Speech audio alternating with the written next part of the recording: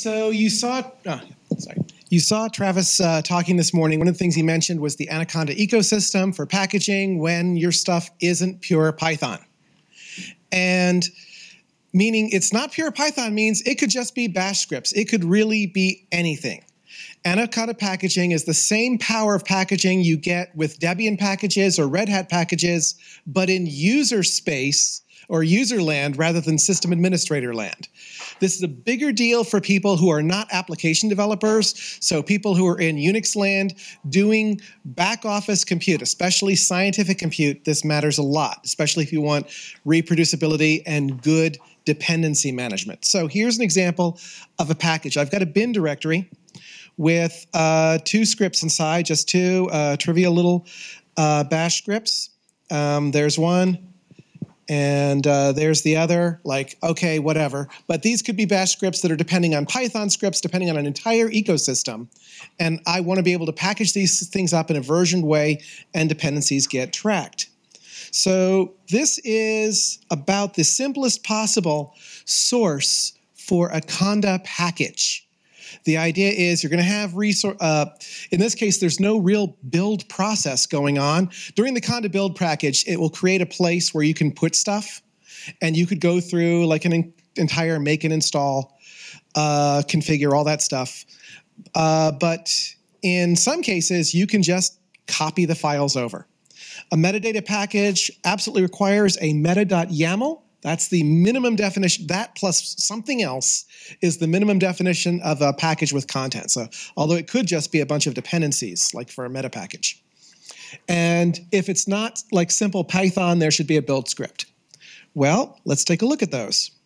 So the meta YAML can be pretty straightforward.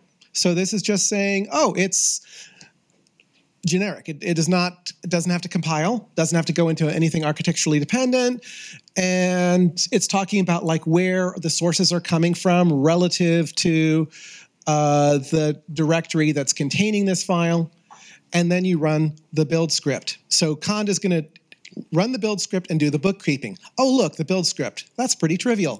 Conda will set $ prefix to be where it's building stuff into. And that's going to be like the root of your environment that's going to get built out at the end. So you do that, you run a build command, and it's conda build, and you're going to get a tarball, which is in a repo that's going to have some bookkeeping stuff. If you were to unpack the tarball,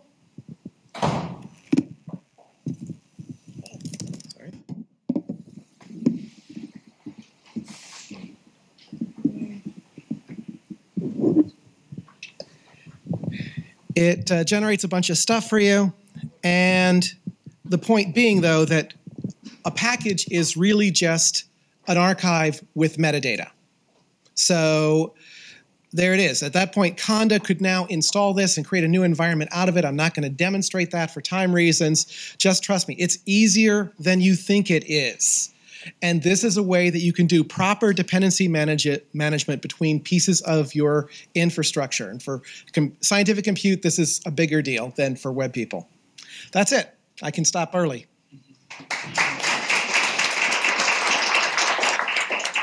Yank it.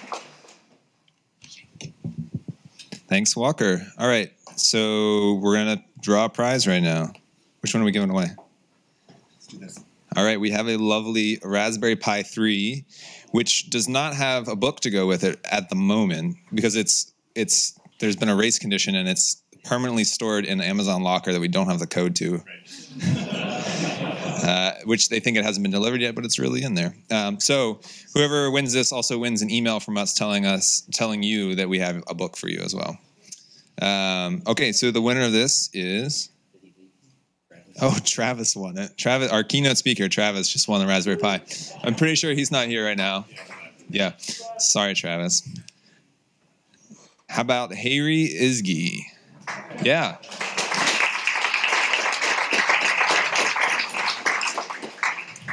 Okay. Congratulations. Let me get your email before let's do it after that. All right. Our next talk. Ricky, where are you at? You want to come on up?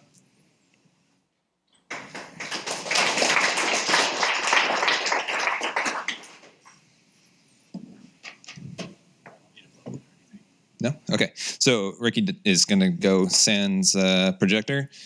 Ricky's going to give us a talk called Becoming Comfortable in Discomfort, A Few Life Lessons from Quitting My Job. Take it away. All right.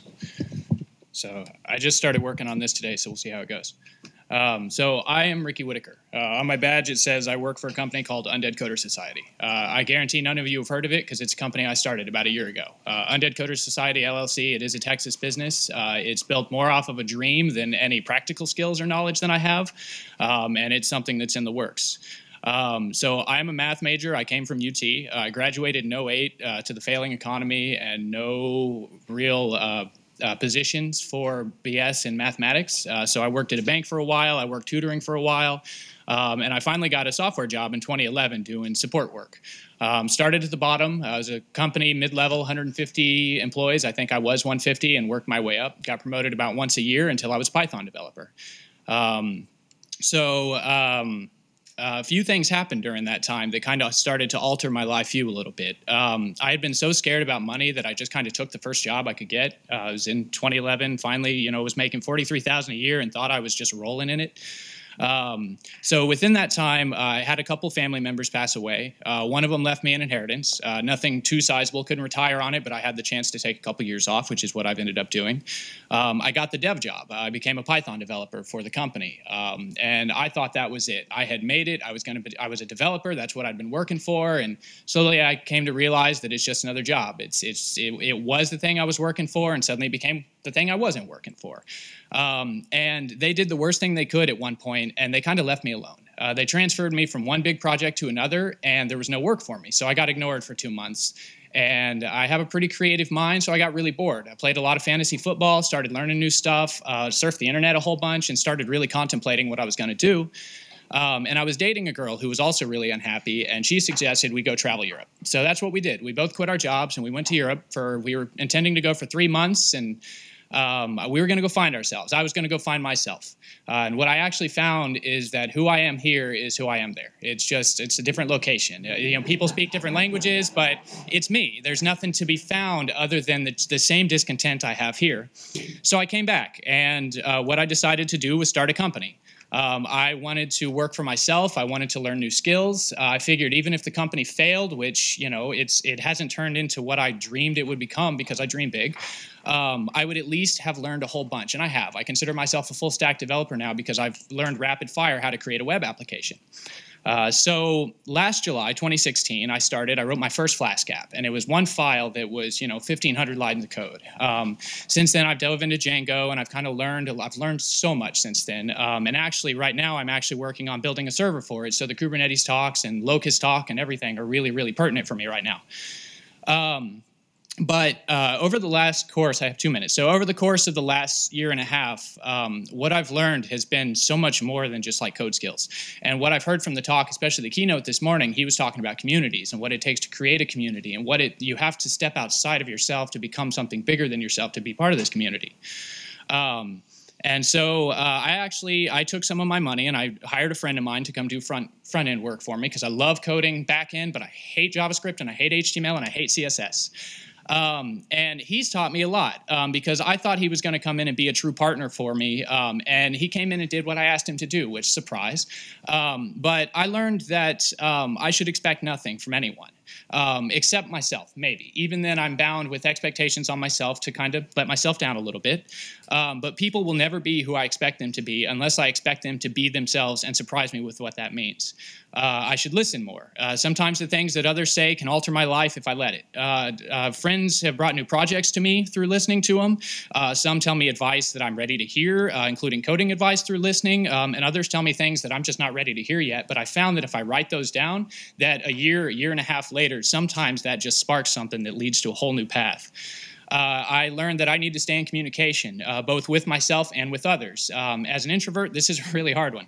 But sometimes the best thing I can do is to stop working and start meeting with friends and talking about ideas because it helps break down the silos and it helps me explore different avenues of approaching the same problem. I have learned that I always need to find out who I want to be and pursue that. Every action starts with a plan and a first step. I jumped off a cliff to get out of my job, and it was good for me because I needed to learn some humility and to check my ego at the door. But I'm not going to do that again. I'm going to take slower steps to do it, but it's always going to be there for me. It's always going to be a stair-step process to try and get where I want to be. I can never stop trying and failing. No number of failures will mean that I have failed. And this is a big one because when I quit my job, all of my daily habits fell apart. And so it's been a slow restructuring of my life to get back to even the square zero that I was at. I'm out of time, but I only have 2 more lines. I need to be aware of what I don't know. Sometimes the best favor I can do for myself is to hand off work. I recently did this by bringing in a business consultant because I'm not a businessman, even though I was pretending to be one. And then the last one, I need to respect the people around me. I used to completely disregard things like project management and DevOps, thinking that I was doing the real work in support and dev. And I've had to since do those jobs, and I realize how hard those jobs are, and I don't want to do those jobs anymore, and I will never disrespect a project manager again. So that's what I have. Thanks, guys.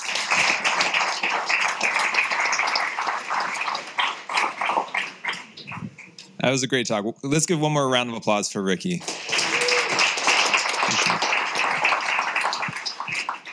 So you don't have to have slides to give a lightning talk. So we've got, I think, 3 more talks coming up. If anyone else wants to jump on the list before we wrap up, you're more than welcome. All right, so the next item up for grabs is the Echo Dot. You can tell it to play songs, dim your lights, or wake you up at 6 a.m., which I don't think any of us want. And so the winner of this lovely Echo Dot is Steven Orkowski. Yeah.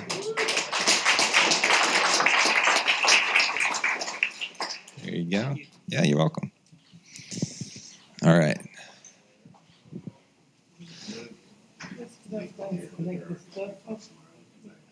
No, this is the wrong one. Where's the HDMI to use? In this paper? Which one you need?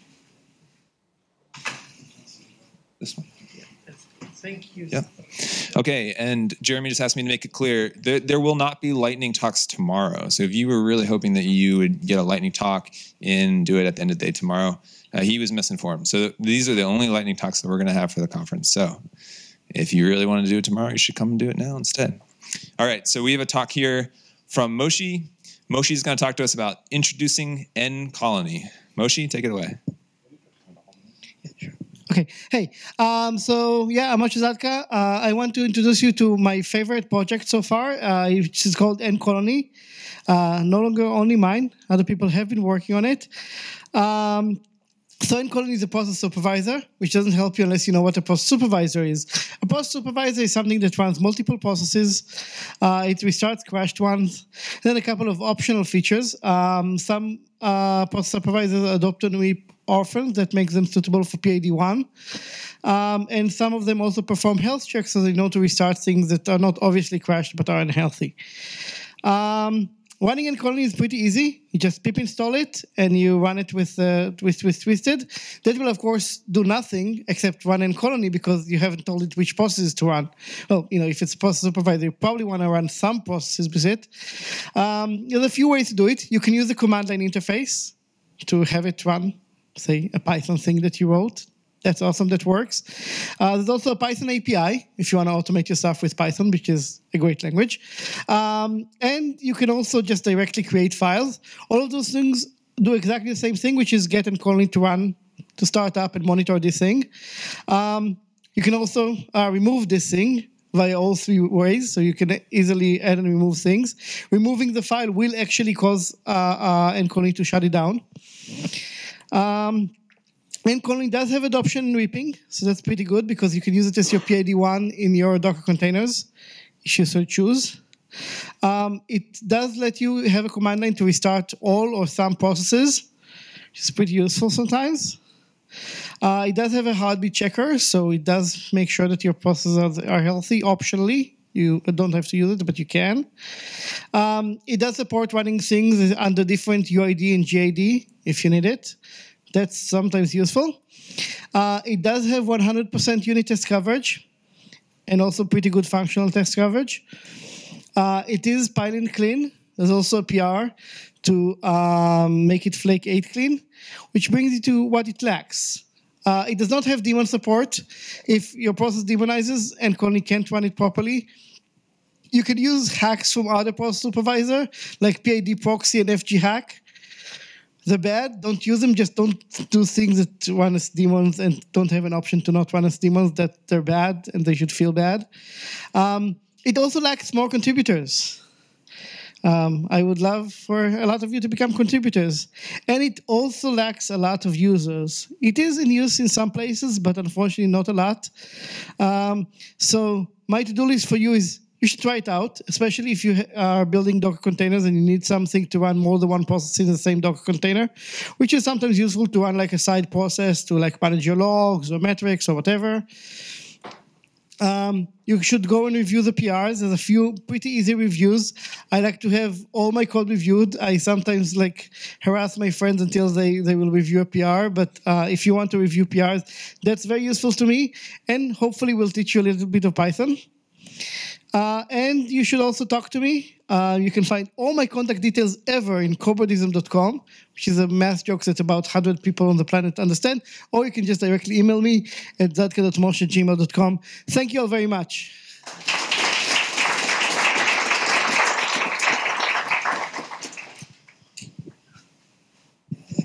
Moshi, that was great. Are these Beamer slides here that you've got? All right, let's give Moshi another round of applause for writing his slides in LaTeX. That's awesome. All right, as Peter sets up, we're going to give out our next prize, which is this book. Yeah. This book called Gray Hat Python, which actually probably would have been great for our last lightning talk that I'm going to give. But we'll give it away right now to David Stab. Is David here? No, he's not here. All right. Next round. How about Chris Cooper? Hey, Chris.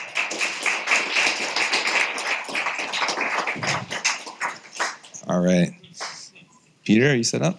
There you go. Cool. All right, so this is Peter Graham. Peter is going to give us a talk about CrateJoy's hiring. No, I'm just kidding. Safely using read replica with Postgres. Yeah, originally it was about shamelessly promoting your company. No, I'm just kidding. So yeah, my talk is about how to safely use a read replica database. So just a little background on this. So with CrateJoy, we serve all of our merchant sites, and they can use a point-and-click website builder, and they can buy. Everybody can go buy subscription boxes off their websites. And one thing we ran into recently was one of our merchants had a really great day, and everybody was hitting their site. And we were connecting, and we were serving those sites with a connection to our prod database, and there's just one prod database. And so we were getting a ton of load on it, and we were like, okay, well, how can we scale this? Because we have this read replica database, and we want to use that one so we can off shift the load. So what we decided to do is was put on the read replica. So the problem with that is that okay, what happens if somebody adds something to their cart and they want to use and they want to go through it? Sometimes the prod database is going to be ahead of the read replica database, and in that case, you can't use a read replica database because you'd be serving them old information. And a lot of times it's 4 seconds behind, but sometimes it can be up to a minute if we were experiencing a lot of load. So what we decided to do was is there a way we can check if the read replica database is at least up to the point that they need it to be? So where do they need it to be after they add something to the cart? We say okay, well we need whatever we're showing them. We need the database that we're showing them to be at least as far as that point is. And GitLab had a fancy article on this. I'm basically going to run through what they said. So we're using Postgres database, and Postgres has this handy function, this thing. And basically what it does, it gives you a point in time and space in your database of how far your database is. And so basically, if you know where that point is, and you were going to set that point basically after any time the user writes anything to the cart. So we know that we're here, and I guess in space-time continuum, this way is the future. We can only use a database if their read replica is farther than where we need them to be. And so what we can do is every time they set something, every time they change the cart, we set this like the output of this in their cookies, and then we're able to then when we need their cart, we run this function and putting in the output of this here, and if you run this function, like it'll look at the location diff from where your read replica database is now and where you need it to be, and if the output of this is positive or in the future, then you know that your read replica is safe to use. And this has been super helpful because now we can just serve all of our requests that are GET requests and aren't writing anything using the replica database. And if you want to learn more, then you can go to this, search this, Scaling the GitLab database. They have a lot more information on this than I was able to give in a short 2 minutes and 30-second talk. But yeah, I guess I have a little bit of time for questions, maybe. Anybody? No? Well, Craigjoy is hiring. So if you want to work on cool stuff, solving interesting problems, then we'd like to talk to you. Come see us at the booth. We're downstairs. We'll be here tomorrow. Thanks. Let's give another round of applause. Craigjoy is awesome. They're one of our biggest and best sponsors, so we're glad you guys are here. Okay, so the next thing I have to give away, these are just sheets of paper, Jeremy. How am I supposed to? Look, that's all. These are books? They're the codes for the books. Okay. That's 3. That's 3. We have a lot. Oh, okay. So you just want to run through all the one at a time? Okay. All right, so we have a bunch of books. Let's just do those 3, and then we'll do another talk. So in the process of that last talk, we got 2 more lightning talks, which is awesome. So that means that you guys can still submit talks, and you'll still get a chance to come up here and speak, just like me. So, all right, so we're going to give away some Manning books. The first one is the Quick Python book, 3rd edition. This goes to Oscar Valleys. Is he here? Oscar, come on up.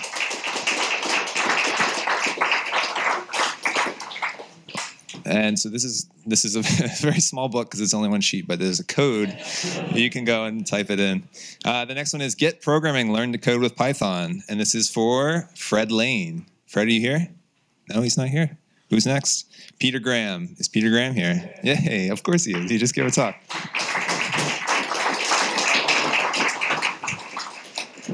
So now you can learn to code with Python.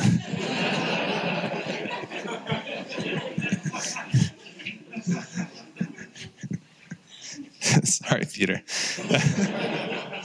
All right, and so one more book, Deep Learning with Python, and this is for Dax Mahoney. Is Dax here? Yeah, Dax.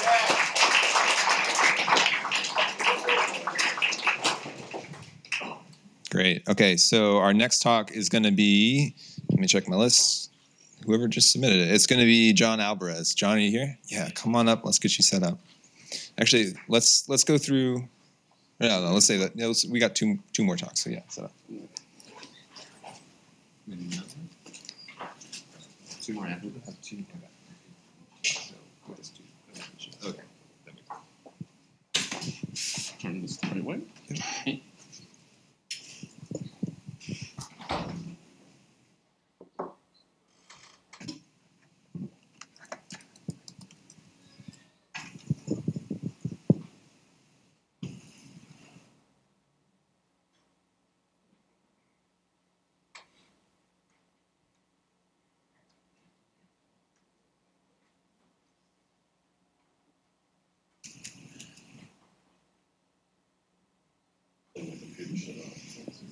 I was just thinking, like, wow, the projectors are really cooperating with the lightning talks, and I don't really need. I didn't have any slides prepared. I kind of just okay. threw this in there at the end. I just wanted to talk about. All right, here, let me introduce you, and then we'll get you started. So this is John Arbelaez. He's going to talk about the pyslackers community. So let's give a round of applause for John. Thank you. And if you have your computers open, you can go to pyslackers.com. What I want to talk about is I want to introduce to you another Slack team that you might want to add to your tab over there. I've been a member and I'm an admin for a couple years now. It's one of my favorite places to hang out and ask questions and also to help beginners. We are a very friendly, beginner-oriented community. You can join, ask questions. Plenty of people do, and then they leave and never come back. we also have people like me who stick around and really like to help people. I mainly stay in the Flash channel, but we have a Django channel. We have a DevOps channel. We have channels about film and all sorts of things. It's a great community. We have community projects as well, something that I had gotten started. If you look on the website, I built a bot about a year ago. It's called Sirbotalot. you have to have these like. I actually work for people that are in academia, and so they often talk about how they have to name their papers creatively so they can get attention. So when Parsy McParseface came out, I made Sirbotalot. And it's a bot written in async IO.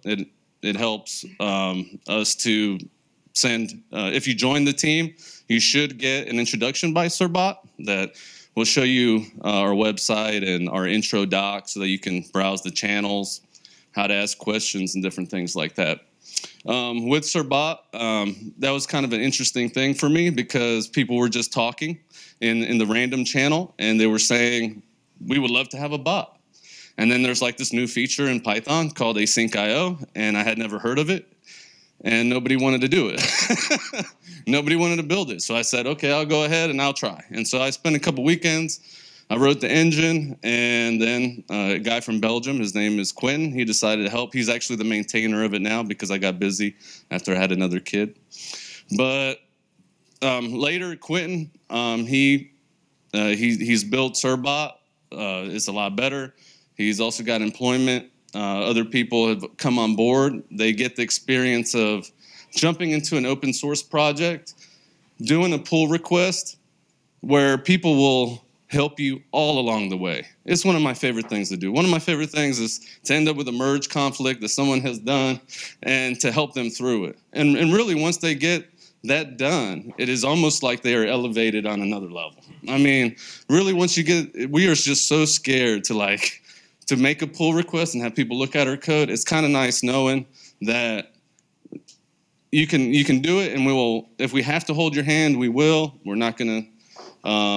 We like to look at code, not at people. Like if your code is wrong, it's not you that's wrong. You know, we just need to look at the code. We try to help you, and then I also get feedback. At this point, I had never reviewed pull requests. All of a sudden, I had pull requests coming in from Sirbot. So I even became a better reviewer myself. This is very short. I mainly wanted to bring up this community. We call it pyslackers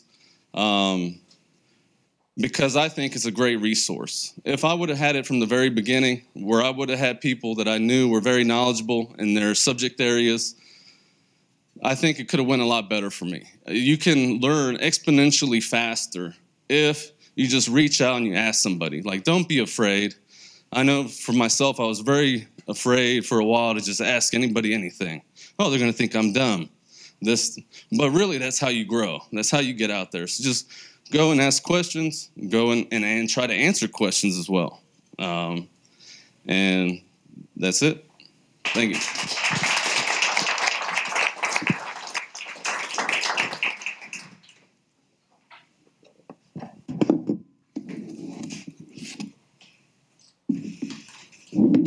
All right, let's give one more round of applause for John. And he's got stickers. Awesome. If you guys didn't get enough PyTexas stickers, we have plenty, so come and get them after the lightning talks. All right, we're going to do another round of one-sheet-long books. The first one, again, the Quick Python book, 3rd edition. This is going to go to Emma Tucker. Emma, are you here? Emma's not here. All right, let's give it instead to Ricky Whittaker. Where are you, Ricky? Right there. Doesn't even have to get up. We have, let's do deep learning with Python. Give that to Josh Dover. Josh, where are you at? There you are. And get programming, learn to code with Python. This goes to Noah Seeger. Noah, where are you at? All the way in the back. Here, Jim. All right. Okay, we got 2 more lightning talks. Caroline is going to give our next one, if the AV cooperates.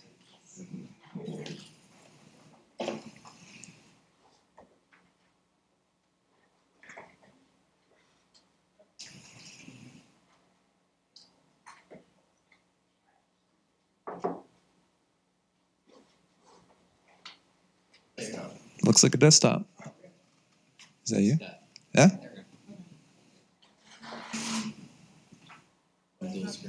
Oh. You want to on full screen, move it over, and then full screen again.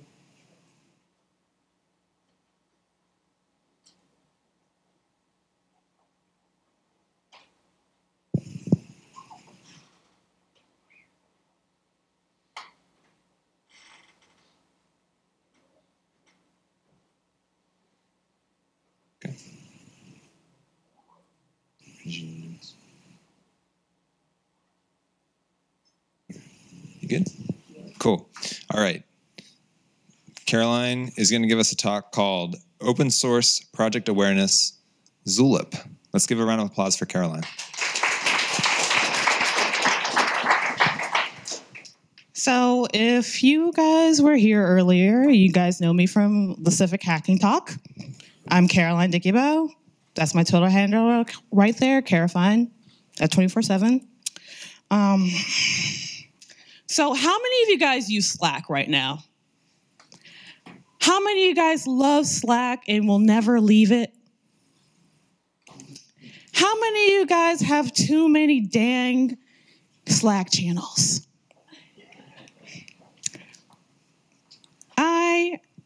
I personally have over 40 Slack channels.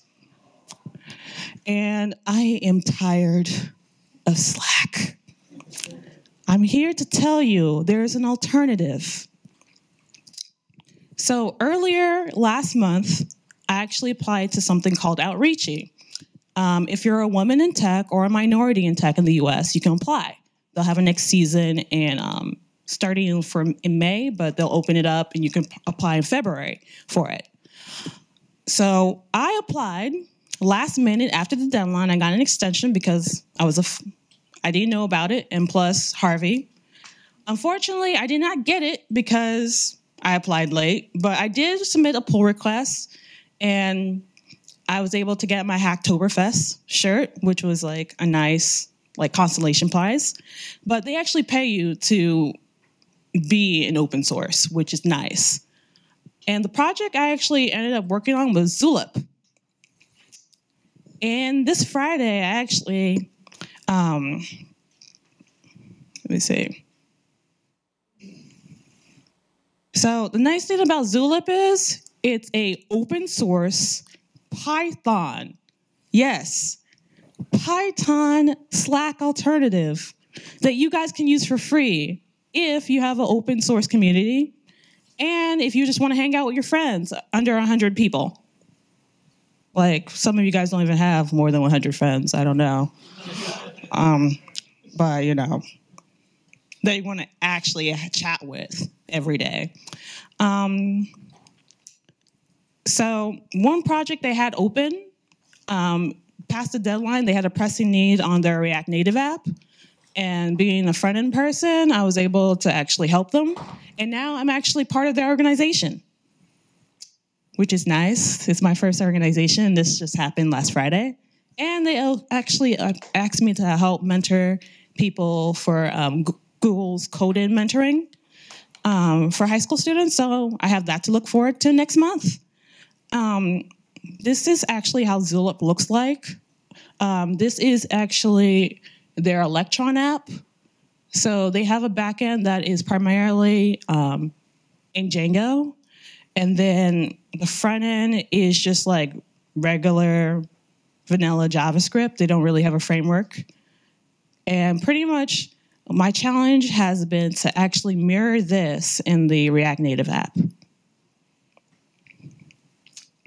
How much time do I have left? Let's see if I can do live code. No pressure. Where's my phone? Okay.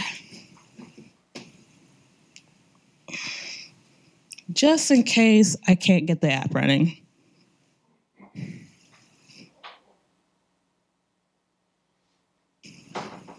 What? Oh, shoot.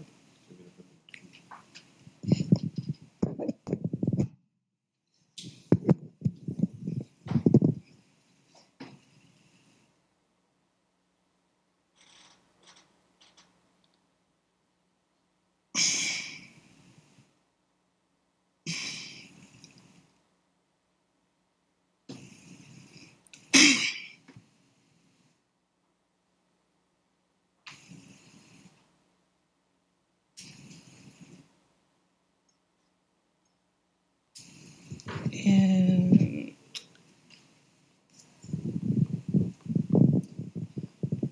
okay, so that part of the app is actually out of production. I actually have to update my app.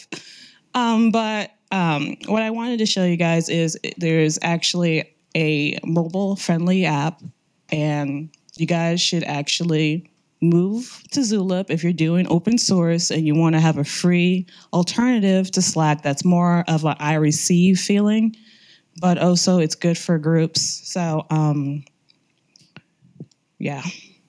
So you can have different streams and then have different topics on those streams. What else? Mentioning you could still at people.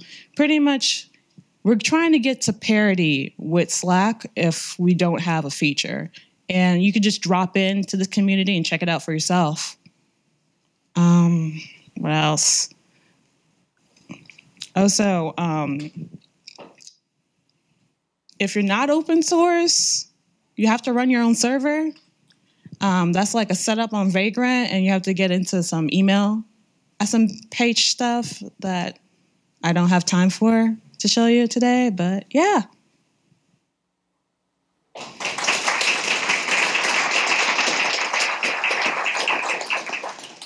I did not plan to do this talk. This happened 5 minutes ago. Thank you guys for dealing with this. Let's give Caroline another round of applause.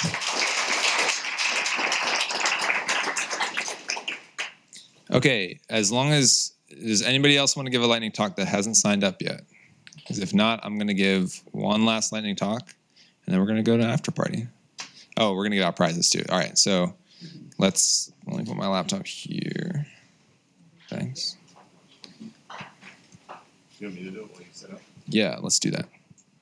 All right. Okay, we're going to start with Get Programming, Learn to Code with Python. Kyle Stainsby, are you here? Kyle's not here. Womp womp. Andy Culler. How about Andy? All right, no Andy. Jeremy Boyd. Sweet. I normally recuse myself, and in this case, I'm going to do that. Okay, I'm going to mess this up, and I'm sorry in advance. Derry Stanley Ikulioju? Derry or Deer? No? Okay. Claudia Castro. Is Claudia here? You clapped. There's a hi. There we go. There we go. Great. Awesome. Okay, next we're going to do the quick Python. I don't actually know anything about the quick Python book. Does anybody know? Oh, async. Oh, are you just lying? Okay, great. Cool. All right, Paul's real helpful. Okay, so this is Peyton Rose. Not here, so no, it's not. Michael Verhoost. Yeah, there. I don't know why I'm like, I don't know that name. Michael, do you already have that book? Okay, good. All right, and last but not least, Deep Learning with Python, Alona Vershal. Yeah, there we go. Thank you. All right, thank you. And now Dustin is going to talk about something. And now Dustin is going to talk about his talk called Good Hacker, Bad Hacker. So let's give a round of applause for Dustin. Hey guys, my name is Dustin Ingram. So this talk, as you just heard, is called Good Hacker, Bad Hacker. And what I'm going to talk to you about is some attributes about what I think is a good hacker and what a bad hacker is. And I don't mean like white hat versus black hat. I mean like good as in like capital Q quality hacker. So I'm going to talk about a specific hack as an example, and then we'll all decide whether or not I am a good hacker or not. So I used to live in Philly. In Philly, we have something called Bolt Bus. Bolt Bus's motto is Bolt for a buck. It's a bus system, and it's kind of like Greyhound Bus, but it's for hipsters. And you don't buy tickets at a bus station, you do it on the internet. So you go to a website like this, boltbus.com, and you navigate a kind of crappy web app, and you realize that every bus that you want to take is sold out. So eventually then you find one, you pick one, and they email you your ticket, and you admire this really beautiful high-tech QR code and everything in your ticket. You get to the bus, and you show it to the first person you see in a day-glow orange vest, and then you hope that your bus doesn't spontaneously combust. Okay, so good hacker attribute number 1. So I say this is pay attention. So the first thing I noticed was this fancy QR code on my ticket. And I realized that when I showed my ticket to this guy, he doesn't have a QR reader. He never does. He's just looking at the ticket with his eyeballs. And I'm pretty sure that he can't scan QR codes with his eyeballs. So that means that when he's looking at this ticket, it only has the same information as what you're looking at right now, and he has no way to verify it. So first thing I noticed was the boarding group number, which is C01 here, and that's repeated in the confirmation number. And then I noticed the schedule number, which is 3001. And then this just leaves 5 digits and, that fancy QR code that he's not looking at. So really this just comes down to having good hacker attribute number 2, which is collect data. So sometimes this means that you have good tools to collect the data for you. For me, it meant that I emailed all of my friends and I told them to send me all of their old tickets so I could look at all the confirmation numbers and figure out the pattern. So from this, I quickly realized that the first 14 here was the year. That was the year the ticket was created. And that 168 was just because June 17th is the 168th day of the year. So there I had the entire confirmation code. So that got me almost all the way there, but I still didn't know for sure what the schedule number of every bus that I wanted to take was going to be. So just the ones that my friends had ridden before. And they didn't always line up too. So I figured, all right, great, I'll scrape the website. It's got the schedule on there. But like I said before, it was a pretty crappy web app. So there's no route numbers even on the thing in the source code. And so to my horror, I also realized that the API for this website was just sending huge chunks of raw HTML back and forth to the backend. There wasn't even an API at all. So it's totally useless. But then I realized that they have mobile apps for the Bolt bus, and you can't get away with that same kind of behavior with mobile apps. So I downloaded their Android app onto my phone, but now I needed a way to sort of intercept traffic between my phone and the internet. So this leads me to good hacker attribute number 3, which is collect good tools. So a long time ago, I found about a tool called Charles Proxy. Charles is an awesome tool if you've never used it before. I didn't have a use for it, but I tried it, I liked it, I bought it, and I kept it. And this worked out perfectly because it turns out if I ran the app through Charles and watched the requests, I could figure out that I could impersonate my Android device correctly and just make requests with requests against their API. And so I configured the headers just so and hit the right endpoint, and I could get this list of Bolt bus locations. I was like, okay, we're almost there. So if I made a slightly different request to the schedules endpoint, I finally get a list of, this is hard to read, but a list of schedules. And it looks kind of like this. All the way down at the bottom here is a number, schedule number, and that's the number that I was looking for. So this leads me to good hacker attribute number 4, which is make better tools. Bolt for a buck, I say zip for zilch. So, I didn't want to do this every time, so I made a little, Flask web app, and this is actually way easier to use than their existing website. So you pick where you want to leave from, where you want to go to. You pick the number you want. It even tells you if it's sold out or not. And there it is. You confirm it. And then I used Mailgun to send a fake email to myself that looks just like the Bolt bus email. Great. So you can see that. Oh, sorry, I didn't use Mailgun. Sorry. I used SendGrid, and now I use Mailgun, of course. So this leads me to good hacker attribute number 5, which is proof or concept, or GTFO. So I can send myself an email that looks a lot like a ticket, but does it actually work? So I did it. I showed it to the guy in the day-glow vest, and I rode the bus, and I got to New York. Didn't even catch fire. So it worked. This is a pretty good hack, right? Is it a good hack? So far, it seems pretty good, but I don't think that it makes me a good hacker because there's one thing that I didn't do. And if anyone's seen this talk before, I know Jacob has seen it before. Good hacker attribute number 6 is responsible disclosure, right? I never told anyone about this hack. So not too long after I figured this out, this guy, Igor Homakov, he did this Starbucks gift hack. And if you've never heard of this, you should read about it. He tried multiple times to disclose this to Starbucks, and this is what he got. He got a guy from Starbucks calling him with nothing like thanks, but mentioning fraud, malicious actions instead. Sweet. So judging by what I already saw, I didn't think I was going to get a better response than this from BoltBus. So I decided I was just going to let the issue fix itself. And it did. Eventually, these guys got QR readers, and just like that, the vulnerability went away. So, am I a good hacker? Am I a bad hacker? I did steps 1 through 5, but number 6, I didn't tell anyone about the problem, especially the company that was affected. My net profit was only one $1 bus ride, so I don't think I really stole too much from this company, but I would say that I'm a mediocre hacker because I didn't do that last thing, which is really the most important thing to being a good hacker. Thanks, guys.